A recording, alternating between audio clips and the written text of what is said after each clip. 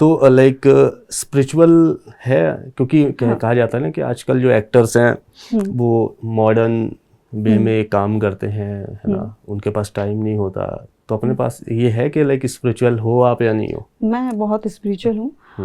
मैं सुबह 4 बजे उठ जाती हूँ। मैं अपनी योग साधना करती हूँ। उसके बाद 5 साढ़े 5 बजे तक मैं से फ्री होके मैं नहा के अपनी पूजा पाठ करती हूँ। उसके बाद मैं कुछ किताबें रीड कर लेती हूँ, क्योंकि जो ये सारे काम होते हैं ये किताबें पढ़ने का, क्योंकि पूरे दिन में फिर मुझे टाइम नहीं मिलता, क्योंकि और कामों में बिजी हो जाती हूँ।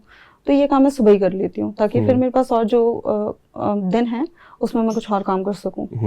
और एक्सरसाइज वगैरह भी सुबह ही हो जाती है, तो वो बीच में मुझे नहीं करना पड़ता, बाकी और बीच में कुछ और काम हो जाता है। स्पिरिचुअल जैसे कि मैंने भगवद गीता पढ़ी हुई है, मैंने और भी काफ़ी ऐसी किताबें पढ़ी हुई हैं। मुझे कृष्ण से बहुत लगाव है अभी इस समय। अच्छा। पहले मैं महादेव की भक्त थी। मैं आपको इंसिडेंट बताती हूँ कि मैं एक बार कहीं से आ रही थी, इंदौर से मैं आ रही थी, तो मैं बस में थी और मैं ईयरफोन लगा के अपने गाने वगैरह सुन रही थी। कृष्ण फ्लूट बज गया अपने आप। तो कृष्ण फ्लूट बजा। मैं कृष्ण को, मुझे पता ही नहीं कृष्ण कौन है, ऐसा था उस टाइम पे। मुझे नहीं पता राधा कृष्ण कौन है, क्योंकि मैं महादेव की भक्त थी।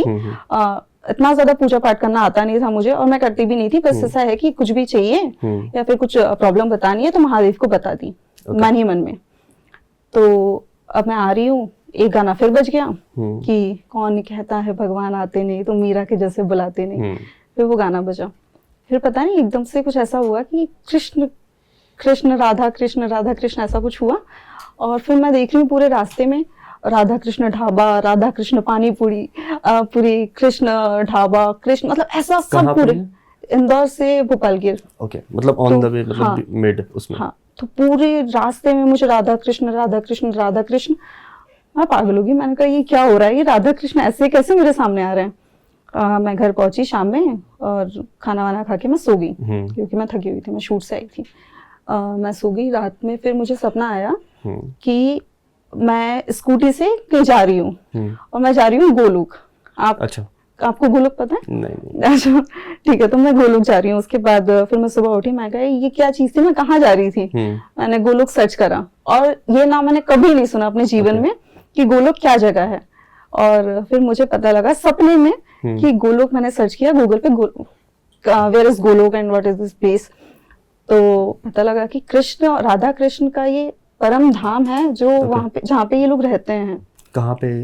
ये यूनिवर्स के, अच्छा, संसार के बाहर की चीज़ है। मैं सोच रहा था भाई कहाँ है ये, उत्तर प्रदेश में है, कहाँ पे? नहीं, ये इससे भी बाहर है, इस वर्ल्ड से बाहर है, मतलब मल्टीवर्स कह सकते हैं। हाँ। तो राधा कृष्ण वहां रहते हैं, लक्ष्मी विष्णु वैकुंठ धाम में रहते हैं, शिव जी शिवलोक में रहते हैं, देवी देवी लोक में रहती हैं। तो ऐसे बहुत सारे लोक हैं, जैसे पृथ्वी लोक हैं ऐसे, और नीचे अतल पाताल, हाँ, पाताल जैसे उसके हैं, अतल वितल सुतल तलातल, ये नीचे, और ऊपर की तरफ ऐसे बहुत सारे लोग हैं।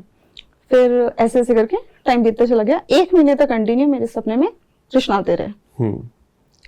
12 अगस्त की मैं आपको बात बताती हूँ। 12 अगस्त 2022 आप सर्च करके देख लीजिए। उस दिन मुझे सपना आया। मैं अपनी बहन को रेगुलर सपने बताने लगी थी। मैं कहा कि ऐसे ऐसे सपने आ रहे हैं, रोज कृष्ण आ रहे हैं सपने में, पता नहीं क्या चाहिए उनको। तो फिर मैंने अपनी बहन को सपना बताया उस दिन वाला। मैंने कहा कि आज तो बलराम आए थे, आज पहली बार बलराम के साथ में आए थे कृष्ण, राधा भी थी और मैं भी थी, और हम लोग पार्टी कर रहे थे, और बलराम जी का बर्थडे था, तो हम लोग ऐसे एंजॉय कर। हाँ, बलराम जी पहली बार मेरे सपने में आए, और मुझे बलराम जी के बारे में भी इतना ज्यादा नहीं पता। तो मैंने ये चीज उसको बता दी 8 साढ़े 8 बजे सुबह में। 12 बजे मेरे पास इंस्टाग्राम पे पोस्ट आता है कि आज बलदाऊ का बर्थडे है। हाँ, तो उस दिन 12 अगस्त 2022 को उनका जन्मदिन था। बलराम पूर्णिमा थी।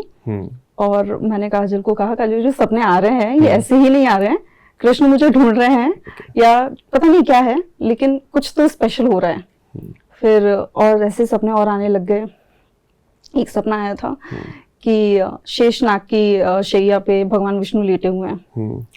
तो मैंने कहा एक मंदिर जैसा आया था आज तो, पता नहीं कहाँ है वो मंदिर। मैंने ऐसे सर्च किया गूगल पे, और वो मंदिर के बारे में मैंने कभी नहीं सुना, मैंने वो मंदिर कभी नहीं देखा। वो मंदिर नेपाल में है।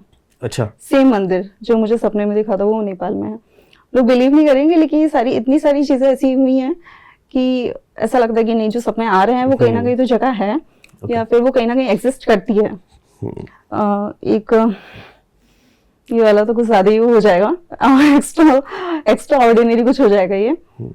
जो हमारे साथ चिरंजीवी हैं, चिरंजीवी जो आज भी धरती पे मौजूद हैं, पुराने युगों के, सतयुग, उन सब युगों के जो आज भी तो एक चिरंजीवी का मैं नाम नहीं बताऊंगी, नहीं तो पता नहीं लोग पीछे पड़ गए। तो एक ऐसा सपना आया था कि वो चिरंजीवी आज भी मौजूद है, और उसका एक लोकेशन मुझे दिखा था सपने में कि वो कहाँ पर है अभी। और थोड़े दिन बाद मेरे पास रील आ गई है कि ऐसी सेम प्लेस एग्जिस्ट करती है। तो अब वो सपना था, तो अगर वो वहाँ पे मतलब है, नाम ले लो ना, रील तो आई है। हनुमान जी। अच्छा। लेकिन वो जगह मैं नहीं बता सकती, नहीं तो पता लग रहा है वो लोग पहुंच गए और हनुमान जी मेरे को आके मारेंगे कि क्यों बताया तूने। हनुमान जी का सपना आया था उस दिन कि वो ऐसी ऐसी जगह पे हैं, रहते हैं अभी। क्योंकि अब बाकी चीजें अगर वो जो मैंने सपने में देखी एग्जिस्ट करती हैं, तो हो सकता है ये भी एग्जिस्ट करता हूँ। तो मतलब ऐसे सपने अपने क्यों नहीं आते यार? तो और लोग फिर बोलते हैं कि कुछ ज्यादा ही भक्ति करती है, ये करती है, वो करती है। अगर सामने से कोई चलकर आ रहा है तो फिर मैं क्यों ना करूं, सामने से मुझे ऐसे एक्सपीरियंस हो रहे हैं तो मैं क्यों ना करूं भक्ति।